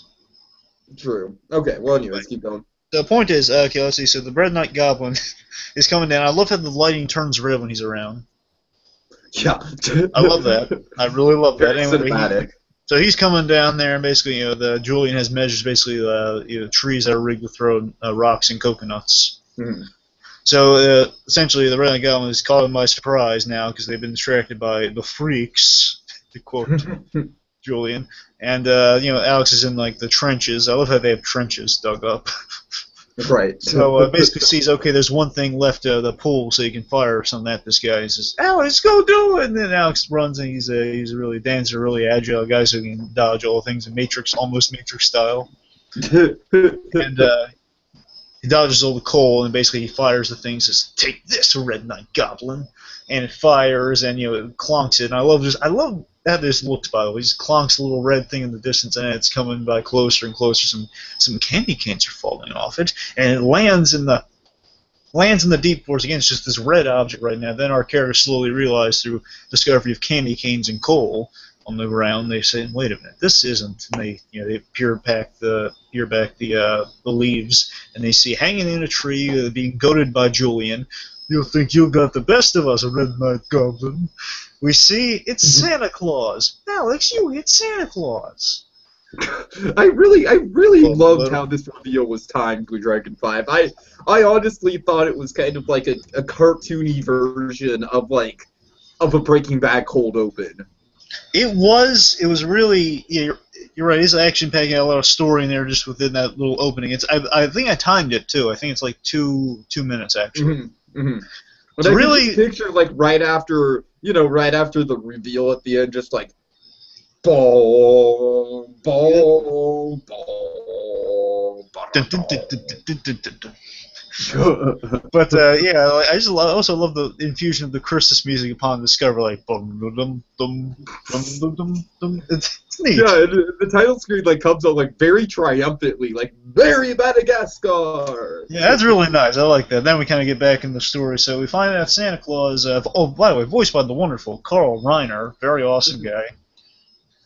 Rob Reiner's father from Rob Reiner from All in the Family, the Meathead. Oh wow, yeah, that guy must be getting pretty old. Oh yeah, he's a director too. He's in a lot of roles. Friends of Billy Crystal, a lot of stuff. Okay. His mother's in Harry Met Sally. I'll have what she's having. That's his mom. Anyway, so famous family, but Carl Reiner, wonderful. He's been on the Cleveland Show a few times. Oh, okay, nice. Cool. Anyway, so Carl Reiner, really, really funny. He plays Santa Claus. He plays a good Santa, if you ask me. So essentially, he doesn't have much to do. I definitely agree with you. This was another really endearing depiction of Santa. Yeah, it's different too. You don't really see this much, this kind of degree of Santa. Well, no, because they basically go all soap opera / Spider-Man 3 with it and be like, "Oh, yeah. Santa has amnesia." So he got bumped up. So we find out Santa Claus got bumped on the head. He doesn't remember who he is, and you gave Santa Claus amnesia. I can't remember who you are, for I have amnesia. And I take a dramatic pause. Anyway, Calculon. Anyway. I love Calculon. All right. So, I'm sure it's the only thing we are here. Okay, so is it Runner Santa? So the point is, Santa Claus, he's out of commission. Then our lovely penguins enter. Mm-hmm. Gotta love those penguins. And remember, they are trapped. I must say, I enjoyed the penguins in this series. In this special, I enjoyed their storyline more than I did Penguin special on its own. Maybe I guess that kind of goes with my philosophy where they're really meant to be side characters to bigger things going on. I feel like that's kind of their shtick. It'd be like, imagine if they made Scrat, like if they made a Scrat movie where he was just trying to dig up an acorn the whole time. Well, that's just one singular character, Tiki. Okay, well, fine. Throw in some talking dinosaur, prehistoric rodents for him to talk to. All right, look, to be fair, I mean... a saber-toothed rat or something like that, To be fair, these guys have carried their own series, so there is a little bit of credence for them having their own movie. I'm just saying there's a little bit of... Like I said, I'm not trying to hate on the characters. I'm just saying, it's like, for me, it's just less is more with them. It's like they're kind of like, I don't know. I'm with you. I'm still. I think they can. They have a chance of pulling it off. We'll see. Anyway, and I'm not even talking about the movie. I'm just talking about like in terms of the Christmas special. Like I just thought the Christmas special was forgettable, but I'm never gonna forget the whole Cold War thing. You want to get into that? That's what I was about to get into. So the Cold War thing is hilarious. This is anyway, awesome. This is an awesome idea. So the Penguins enter frame. I believe our Madagascar guys, they check out the sled, see what the damage is or whatnot, or something. And the point is, so their Penguins enter the frame as our little reindeer come in, and the reindeer are Russian, which is awesome. They're cute and Russian. So like our Madagascar guys, they come and they see these. The Madagascar villains are pretty much all Russian, right? Actually, now that you mention it, let's see. No, not all of them. Well, I mean, the one in the Christmas special was. Yeah, well, the Christmas special and no, the third one's French. So yeah, just the Christmas special. Actually. Well, I mean, just Nana. Nana's most likely Russian. Okay. Anyway, Madagascar loving their European stereotypes. Definitely a lot of European villains from Madagascar. Which is odd because it's like it's New York and then like Africa. So it's like, where does Europe fit into the picture in any of this? It's odd stylistically, but I think it kind of works. Though it definitely works with the cartoony nature of the whole thing. Oh yeah. But anyway, so essentially our two sides of the poles collide. You see these cute little reindeer actually are Russian. Oh, they're adorable. That is the most freaking adorable depiction of reindeer I've ever seen. Blue Dragon 5. And our lead one, I believe, is Comet, and he's voiced by Jim Cummings. Oh, nice. And he's saying, the South Pole. He's saying, we take orders from Santa, and they see Santa's out of commission. And we can tell these reindeers are so dedicated to their jobs. Because apparently, only one thing, we only take orders from Santa Claus, so we're on break. I just love the idea that they're so small and adorable, but they're essentially like hard-ass Russian labor workers. Oh yeah, big time. And they have a grudge against the Penguins because apparently the story between them and the Penguins is that they engaged in a Cold War because Santa Claus used to be based up in the South Pole with the Penguins. But since Santa moved shop to north, I guess he wanted a colder climate. This is probably like my single favorite gag in any Madagascar-related thing I've seen. Is it the relationship? What? Is it the relationship or just the Cold War? No, just the Cold War idea. That is funny. I did like the relationship too. I thought that was very. I thought that was very well done. With any war, there's going to be kind of enemies fraternizing. Mm-hmm. So yeah, exactly. Skipper has a funny reference to like there being it was a Cold War indeed. Oh, and I don't know exactly when this is in the special, but oh god, I love this Blue Dragon 5 because this is one of my all-time favorite classic movies. Oh man, I know it is. Don't reference it. You're talking about the classic black and white movie, right? Yes. Yeah. Okay. We'll get. Don't mention it. Oh, I just don't want you to pass that up. I know it. Do you think I'm going to pass up that movie? It's a fantastic movie. Oh yeah. Oh, I could go on and on about how anyway. The movie is. Anyway, so the point is, we see a relationship kind of developing between Cupid, I believe the only girl reindeer, at least one of the main ones. Oh, yeah. And our beloved Private. Private, yeah. So essentially, he's always the emotion of the team, and he's saying, "Oh, you're so beautiful," and and she's embarrassed. Of course, she's like a Russian ballerina, pretty much. Right, right, yeah. Anything Oh to use. God, is she like the Russian ballerina that Bruce Wayne took out in Dark Knight? Well, a little. I'm I don't know. sorry, I'm sorry. That's what I instantly came to mind. How do we know the Batman isn't you, a Harvey Dent? Oh, subtle, subtle. But anyway, so let's see. So anyway, they kind of have like a little cutesy relationship going, probably like head over heels. But then as he's, I think if they're about to kind of kiss her in that moment, then like Skipper slaps Private. She's the enemy. So I know she may look like a tall drink of water, but you get close enough, she's gonna chew you up and spit you out.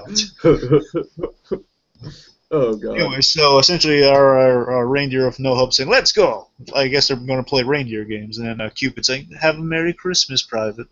Yeah, that was really cute. Oh Yeah. God. I think I like it how I believe our head reindeer says, "Have a Merry Christmas," and then she says, "Have a Merry Christmas." Mm-hmm. Then he says like he's swooning up. Oh, Oh. yeah, it's cute. Yeah, yeah. Interspecies cuteness. Anyway, so let's see. So I think we're now. So our Madagascar gang, they pretty much huddled up and say, okay, we're gonna help Santa. He's gonna take us home after we help him deliver the gifts. That was the whole plan behind that. And anyway, they try to get Santa, but Santa Claus is he's seeing how January starts, and it starts with January. Yeah, we kind of skipped over that a little bit. You want to quickly explain that? Oh yeah, I think we're pretty much covering it now. So anyway, so yeah, January essentially is Christmas. It's a funny holiday. Essentially, you give all your presents to King It's Julian, ridiculous. and you engage. This is like the perfect Scrooge, Blue Dragon 5. This is the perfect Scrooge because he really doesn't mean badly. He's just got his worldview so twisted. I mean, he's the dumbest guy who's been made king because he's the only one who had the initiative, the personality, and the guy who I guess taught him the songs. Oh God, yeah, someone must have played him that song over and over again at some point. Which I'll say, Tiki, I'm with you on like some of the other songs not really being up to par, particularly After, but I like Move. It's okay. Yeah. I don't know, Move is kind of catchy. Just because like those judgmental as hell movie theater workers, like you know how it plays over the end credits, so Yeah. you know, move it. Yeah. Yeah, so it's like I was walking out of the movie theater, and it's like, and that freaking song was playing like so loudly, and then you know the people waiting to come in and do the you know, sweep up and stuff, they're just looking at me, and I'm just like a lone teenager who just happened to go into this movie because I wanted to see the new movie theater, and they're just like, really? You're walking out of a movie with that? I don't like it. But All right. anyways. You see, folks, in Tiki's past, he had a dark, defining moment just like Ebenezer Scrooge, and the loss of his sister, and the That's loss very of his... true with the Madagascar franchise. That's actually very true. Tiki had a lost love too, the lost love of going to a movie theater experience. And from that moment forward, he kept to himself, and from that moment forward, he embittered a hatred towards Madagascar until this day. Anyway, so continuing on with our story, aside from Tiki's Vendetta, I'm kidding. Continuing on, so essentially they try to get January's going on, so he kicks off. I love how Julian conducts the orchestra, saying January, and then basically kind of devolves into I like to move it. Dun, dun, dun, dun, dun, dun. You know, it keeps going. Then Santa says, "I like this music," and he strips off the Santa costume. He's in the giant red undies. Oh God! And, the classic long underwear, right? Like the thing that the Rudolph Santa wears. Right. Just Santa's essentially going through the same conflict as the first animals were going through in the original Madagascar. If you think about it. Yeah. I mean, you know, he doesn't know he's Santa, of course, but his whole thing is like, oh, well, shoot, I just really like these guys. This just feels like a new home. It's awesome. You have dance parties and stuff. So anyway, so Santa Claus, he's dancing. I love the jiggle animation on Santa Claus. Oh, yeah. So, boys, he's dancing like the Madagascar gang. They're trying to snap him out of it, but he's like, he can't overpower him because he's the power of dance on his side. Mm-hmm. Which, if we've learned anything from West Side Story, is impossible to overcome. Oh God. So essentially, they can't get a hold of Santa. They can't snap him out of it. He's stuck there. He's all partying. He's partying over there. So they kind of discover, okay, it's up to us to deliver the gifts. We deliver the gifts, we do a good job, we snap Santa, he takes us home. Yay for us. Okay, that's the plan. They go along with how are we going to get there without the reindeer? Then the Penguins enlighten us on a little bit of history from this Cold War. Say, open your eyes. It's the sparkly stuff. They make you think that it's them having the magic. That's what they want you to think. No, it's in the tank. It's the sparkly stuff. And Private, give him a demonstration. Get some sparkly stuff, and he's flying. It runs on happy thoughts. So anyway, so they're about to get off the ground. Of course it does. They're about to get off the ground. They're about to go super speed after Private has the thoughts of a happy life with let's just say a really happy life with Cupid. Oh my God! Oh yes! So anyway, so moving on from that, they go at super speeds over those happy thoughts, and let's see, their first stop I believe is Canada. Let's see where we are in this. Yeah, Canada. Yeah, you're right. So let me think here. Oh yeah, okay. So he's dancing. Okay, so yeah, they're delivering the gifts led by the Penguins, and it's funny that the sore spot within this Cold War was that the reindeer make fun of the Penguins because they can't fly. I love that. It's like a bone of contention with the Penguins, and it's like they just can't stand that. There's another. This is like a reindeer. Those cocky reindeer, they can't even fly on their own. It's just a magical gimmick. Yeah, this is like a much more kid-friendly version of a North-South conflict. Right. Yeah. No death threats over a movie with this one. Oh God. Anyway, oh God. So let's see. So okay, so they're going to deliver gifts. And I think we see back in January. I love this parallel, by the way. Think about this, Dookie. We're gonna have 3 arcs going on here. So we have our guys that are delivering gifts. Okay, delivering gifts. Right. We have Julian. He's getting gifts. He's getting gifts. And or receiving gifts, I guess. And they have Santa. He's making gifts. That kind of that's their big arc in the thing. Their big story arc, at least the beginning. Okay, so giving, making, and receiving. Okay, I got it. I got you. Santa Claus is kind of getting it unintentionally into his nature. It's like his instinct that he can make toys out of anything, like branches of trees. Which is a really cool animation bit, by the way. I really like that. Yeah, and again, that's like it's one of the things that I just really liked about this special in general is it's just. It is very much like everything comes together. It's like there's not a lot of wasted stuff here. It's very story-centric. There's a lot of characters. I feel like the main Madagascar gang doesn't really get much to do, but I feel like the supporting characters all get to really shine. So that's kind of where I'm at with the Madagascar series in general. So I'm kind of okay with that. So Julian, he's getting gifts as the whole shtick of January. You give your gift to King Julian. Maurice says, King Julian, thanks you. Maurice, voiced by the great Cedric the Entertainer. I love that it's so formal about the whole thing. It's just like... Yeah. People are genuinely excited about it, too. Oh, yeah, until saying he's making like a bunch of gifts, and they say, "Oh, I want one." And then they kind of stop. I invite you to my place, and you ruin January. All your presents are mine. Aww. It kind of reminds me of like Frankenfurter when he freaks out in Rocky Horror Picture Show because Rocky's stealing his attention. He's my guest. Mine. Okay, go on. Anyway, so when he's there, kind of bummed out, and Julian that's his huge Scrooge moment, I guess. Oh yes.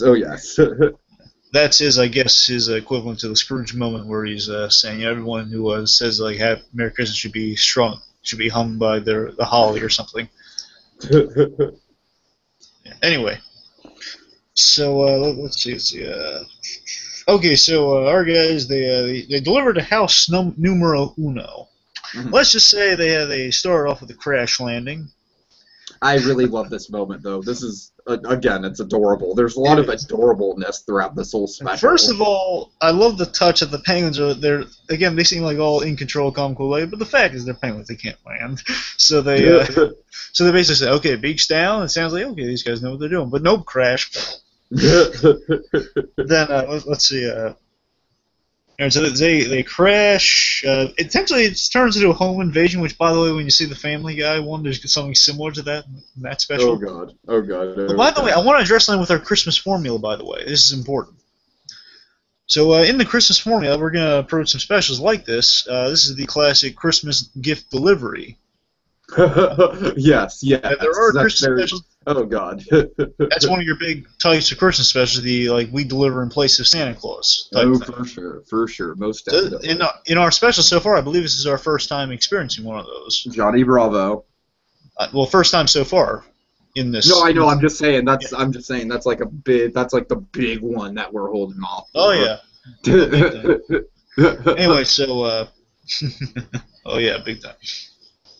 Anyways, okay, yeah. It turns into a home invasion, which is really funny. So Melvin goes down the chimney, but he's next too long, so he gets stuck, and he's freaking out. Says, "Melvin, hang on, go through the door." They break the door, so then the burglar alarm goes off. He says, "I'm burning alive." No, he's not burning alive. His head's down the chimney.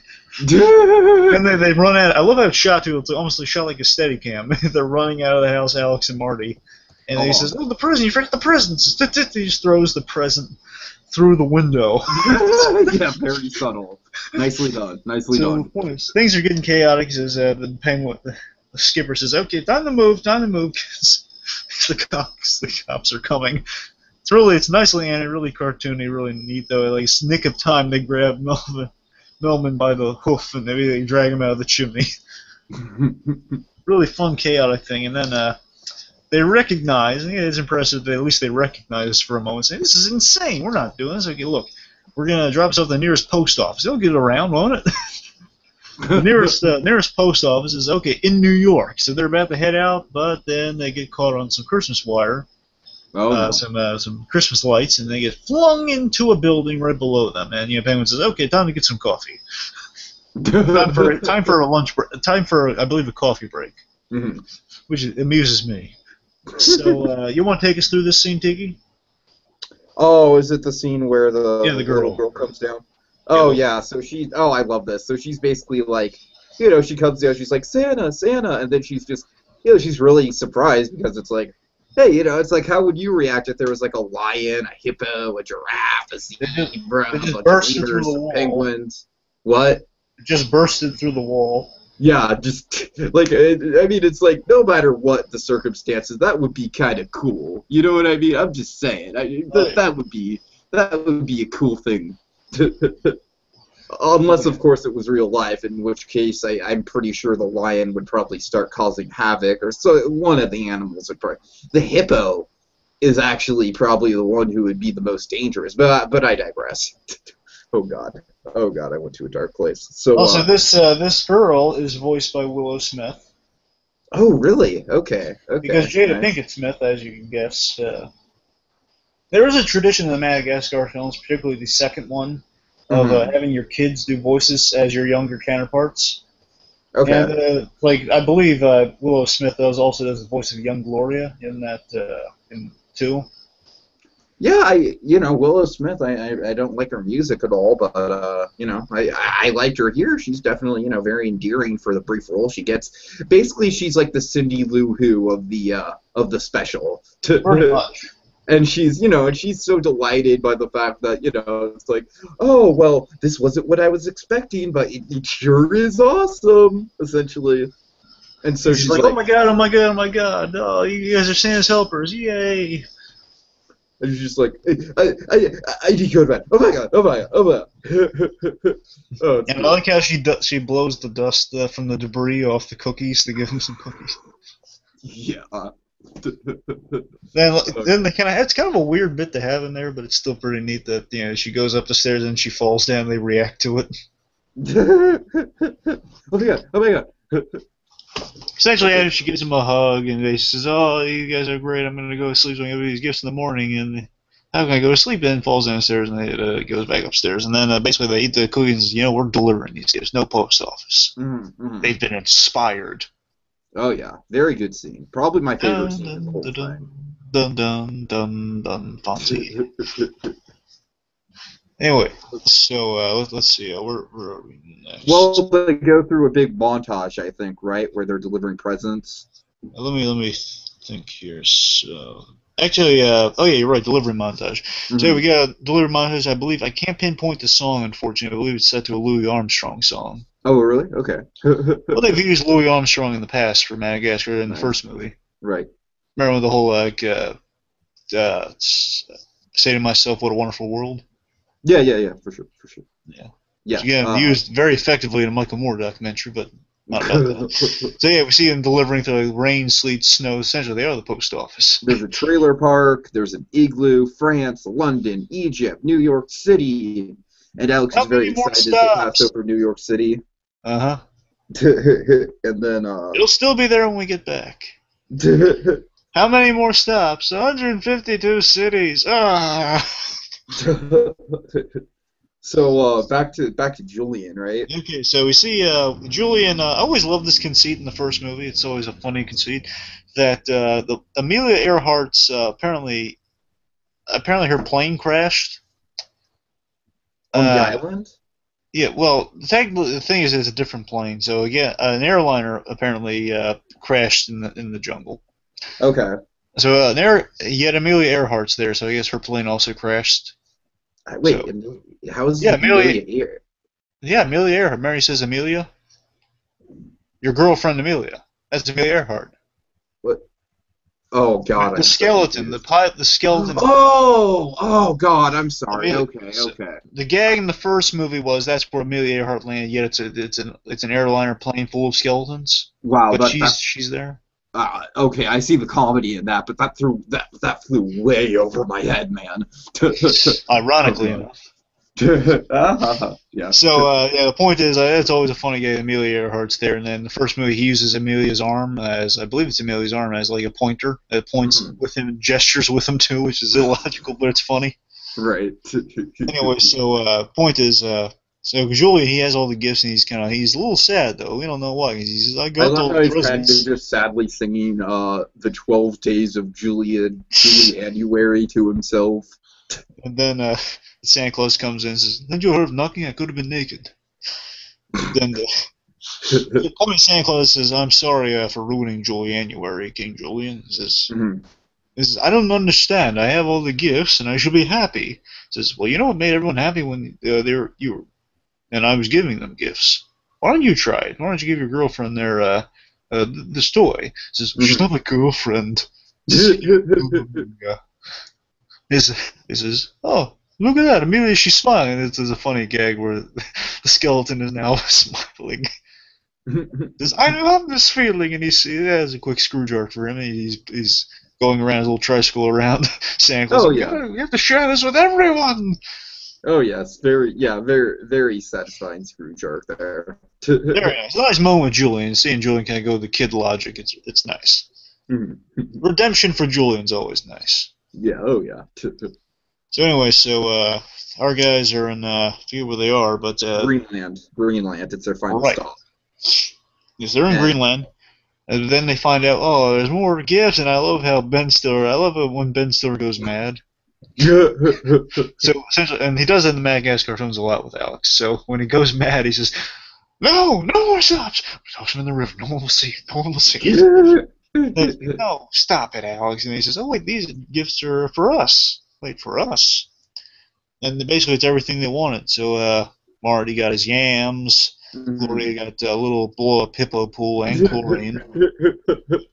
I love Uh, that. Melman got a little neck massager. And Alex, oh, I love Alex's gift. Alex got a little snow globe of New York. Yeah, that's really nice. Yeah. So he got to see snowfall in his city regardless. Mhm. Anyway, so So, let's see. Okay, so then we get hit with a choice here. So we're getting to the end of the oh special yeah. here. So Skipper, and I have to tell you though, it doesn't make much sense though. Why? Oh, I'll explain in a second. So anyway, the Okay. skipper says you have an option here. So they want the good news or the bad news? Is what's the good news? Good news is we have enough to get home. We have enough to get home, New York. Mhm. Essentially, we have enough to get home. And then what's the bad news? We only have enough to get home. So it's like only enough room for one stop, either New York or Madagascar. Right. Then they Right. make the decision. Okay, we're going to get Santa Claus. Problem. Here's the problem, Tiki. As far as they're concerned at this point, they only have enough to get home. So I guess they're really hoping that Santa Claus knows how to work the thing, so he can get back to the North Pole. Yeah, very true. So Well, I mean, regardless, it's kind I of a think point. the whole thing is they just don't want to leave Santa Claus helpless in the arms of King Julian. You know what I mean? Especially when he doesn't even remember anything. I mean, that's got to be a lot to, if you just think about it, Blue Dragon 5. If Santa Claus just showed up and you left him with some psychotic friend of yours, and you're just like, yeah, I'm just gonna abandon Santa Claus. He's fine with a psychotic friend. You'd feel some guilt about that. You'd just be like, man, I wonder whatever happened to Santa Claus. Shit, I wonder if Christmas is still going and whatnot. Oh yeah. So, oh god. So yeah, I really like that choice, But Oh yeah, but yeah, it's kind of a aside from just leaving him on the islands, it's kind of a problem. They're really banking on him having a solution to get home regardless. It's not really much of a choice. It's well, like I said, I think it's more just about they feel responsibility and they want to just get him out of it however they can. So yeah, which is fine in the grand scheme. I didn't really thought of it until I watched it recently. So that's the minor thing. Like, well, if they only have enough to get back, Santa Claus had better have like a nose trick from the Powerpuff Girls handy. Oh God, right. Anyway, so let's see. So yeah, they make the choice, and it's a nice reveal that looks like they're heading to New York, but no, it's the snow goat. Maybe next year. Yeah, that's really good. Yeah. Then it's kind of a nice they pull the rug out from under us where they're losing out too. They're losing engines. Says we lost engine 4. Says I thought you said we had enough to get back. Says I was wrong. Yeah. That's funny. Then basically, I love how Cupid's saying, "Private, think happy thoughts," and then he does, and then he saves them all pretty much. But then they crash into Santa Claus, restoring his memory. Yep. So yay! So let's see. Anyways, do you want to take it from here? Oh, let me see. Hold on. Let me. Sorry. Oh God, I'm kind of lost on my. Okay, notes. so the reindeer instantly suck up to Santa Claus and play the blame game. Right. Santa Claus wakes up and he realizes, he's, oh no, I slept through Christmas. Oh, who delivered the toys? No. And then basically they're saying, oh, these South Parlors, they stole the sleigh and they stole the sleigh and now Christmas is ruined. And says that's a bold-faced lie. Basically saying, yeah, he's right, Sam. We delivered all the gifts. Oh, you did? So even Liechtenstein says Liechtenstein. There was, oh no, we only got a few minutes. Oh, I love that. Then Santa Claus makes a hasty thing. He says, wait, how you gonna get there? You have no more dust. They have no more magic, sparkly stuff. He says, oh, I have the reserve tank. And unfortunately, I was kind of expecting something like that to come up, so I wasn't really worried about the logic like you were. Well, I mean, it's just the thing that dawned on me the second, I hear you. A recent viewing. Anyway, so unfortunately, Santa Claus is in too much of a hurry to hear him out saying, "Hey, can you give us a ride home after that?" He says, "Nope." Well, it's just I love that. He basically just stubbed them essentially, which is kind of rude when you think about it. Well, they did knock him out. Accidentally. Well, to be fair, he did attack people with coal, so there's kind of a justified situation all around. That's what I'm saying. Santa Claus is a dick. Well, he was nice. He had a nice moment with Julia. Yeah, but he just essentially abandoned them after they basically saved Christmas. God, the least they could do is give him a ride. I don't know. Potentially. Anyway, so let's see. I'm not complaining. I actually like when Santa Claus is portrayed as a bit of an a-hole, but I like how before that the Cupid went by and said, "Yes, they delivered all the gifts." He says, "Stay out of this, Cupid." Says, "No, it's time we stop this. Time we stop this war." And basically, he goes up to Private and says, "Son of the gun, we like to be bipolar." Yep, bipolar. Oh, I'm surprised they got away with that. I kind of am too. Yeah. Yeah, that's kind of a nice moment. Unfortunately, they part basically. Okay, we're getting to the moment just about now. So anyway, Santa Claus he's getting ready to go, and then they homage one of the greatest films in all of cinema. Hell yeah. Or how else do you kind of separate this great relationship, as painful as it is to separate these two, Private and Cupid, after they've kind of reconciled, after they've kind of gotten together? It says, Private says, Private says to Cupid, "If you don't get on that sleigh, you'll always regret it." Maybe not today, maybe not tomorrow, but now, but soon, for the rest of your life. Says, essentially, she says, yeah, take it from here, T. What's the quote? Well, I don't. I think she just says something along the lines of, "I'll never forget you." It says, "We'll always have Madagascar." We'll always have Madagascar. And she leaves, and it's homage to the great Casablanca. Yeah, of course, the most romantic film ever. Oh yeah, the end scene where a reference to Humphrey Bogart's great line, "We'll always have Paris." However, for me, my favorite moment of Casablanca is the beginning of a beautiful friendship. Yeah, it's like the ending of Casablanca is basically just like, boom, there's an iconic line. Boom, there's an iconic line. Boom, there's an iconic line. It's essentially, it's just like trademark golden age cinema. True. I mean, like the other great thing is like the whole thing I always like to quote my grandfather. Love quoting the. "I'm absolutely shocked that there's gambling going on here. You're winning, sir." Yeah. Anyway, yeah, that was the Jim Gordon before at the ending of that movie was pretty much the Jim Gordon Batman moment before there was a Jim Gordon Batman moment. Mm-hmm. Anyway. So Santa, at this point, I think Santa takes Julian off the naughty list, and Julian freaks out. As he's leaving, he says, "And King Julian, I'm taking you off the naughty list." "Ho, ho, ho. No, you can't take me off the naughty list. I am the naughty list." And he still doesn't get what the naughty list is. So anyway, we see Madagascar's trying to Christmas the place up. Mm. So they have a tree, basically a makeshift Rockefeller Center, using banana peels as skates, which is a neat idea. Yeah, I did like that. Yeah. Then let's see. So yeah, Julian's like throwing coconuts, trying to get on the naughty list. "I'll be on the naughty list for sure." "I see you, Martin." Throwing the coconuts, and like we see he even got snow. "I wouldn't do it for you, Mark, because it's actually dangerous." Which is really a gross gag, but it's so yeah, it's dangerous making so. Marty, it's not that where you are on the holidays, it's who you spend the holidays with. It's boring, as Julian clocks Alex in the head. It's a snowball coconut fight. "And I see you, Mort." Throw it at Mort, then we go through Mort's eye, and then that's the end of the special. Yeah. All right. So like I said, I definitely enjoyed this a lot more than basically any other Madagascar thing I've seen. I just thought it had a really good pace to it. It had really clever gags, really good timing, really good animation.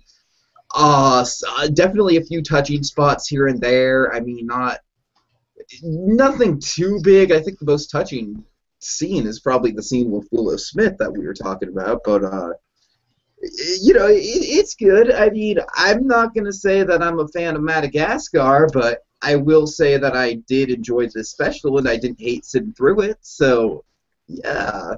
And then Tiki's heart grew 3 sizes that day. Oh god. Okay, so that'll do it. Any last words about Merry Madagascar, Blue Dragon 5? Yeah, it's a good special, as you said. We're well timed. It's simple. It's our first kind of deliver the presents factor into the formula. Mm-hmm. Oh yeah. And it was well done. It was well done. Again, the Penguins for me really stole the show. They were really funny. The Cold War dynamics were really funny. He played our guys that are New Yorkers put in a precarious situation, which is neat. And I like this interpretation of Santa Claus. Carl Reiner Santa Claus. He's a nice guy. He's an inventive guy. But when you really think about it, yeah, he is kind of he's kind of like a. It's funny. Amnesia Santa gave him the good advice. So maybe our current Santa's kind of forgotten that. That's true. Hopefully, he's been reminded by his experience with Julian that now he needs to be a more attentive Santa. So technically, Santa is the Scrooge for the second time now. Well. Huh. I think you're right. Oh my god. Well, we didn't have a Scrooge in the special anyway. So, well, actually, wait. Does the reindeer count as a Scrooge? No, Julian though certainly counts as a Scrooge. Oh, right, definitely Julian. Yeah. Also, the reindeer somewhat counts because he comes around the whole bipolar relationship, doesn't he? Oh, there's a lot of Scrooge stuff in this special. True, true. Scrooge But all anyway, around. yeah, but more so, mostly, I mean, it quotes Casablanca. How can you not appreciate that? So it Yeah. is. It's a fun special all around. Again, just the point is like our gang, our Madagascar gang, they sacrificed what they wanted for the greater holiday good, and they did a nice thing. Unfortunately, they didn't get Liechtenstein, which means that's their punishment. They have to stay on Madagascar, which is sad. But the point is they all got what they wanted in a different way than they expected, and they're together around the holidays, and that's what really matters. Sure, sure. It's about the people you share with, which is also personified. Well, not personified. It's also represented by Private and Cupid, just kind of being in each other's company, enjoying that for the brief time they do have, until they're away forever in Casablanca style. Oh, I love. By the way, something for you. I think they play the music cue also. The as time goes by. I am sure they do. I'm pretty sure they do. You must remember this. A kiss is still a kiss. That's great. All dramatic though.